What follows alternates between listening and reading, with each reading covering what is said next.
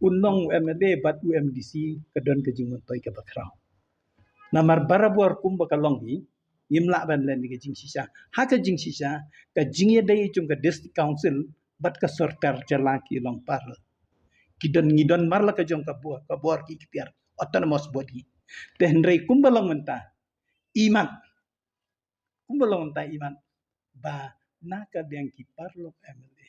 yelong minister state ki simpen ban ya ka dis council ba ka dai tangkum ka government department kemudian hapo ke jing ayu jungka sorkar jela jungi ti ngong ba ka bhasibun ba ujo lada unlong MDC ba unlong MLA kata kemun ki jing ki ben ye kendo apo dis council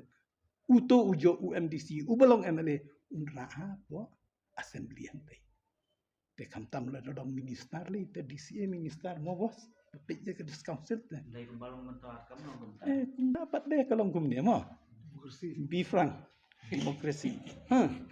lada ka isi ke bahang ni ka sonda ke juk ke kedun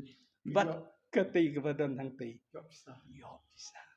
te lada ka ya persa ke neva ke tei squat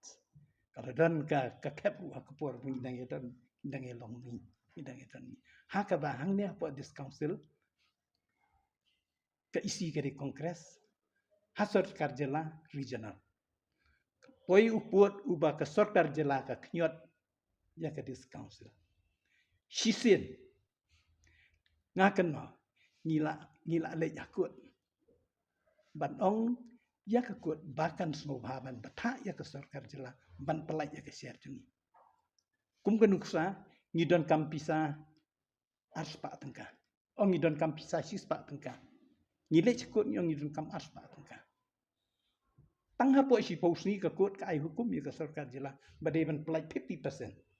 Da pelai 50% lah ya sispa. Ngidon kam ru sispa. Lokasi ong kaji ayu te.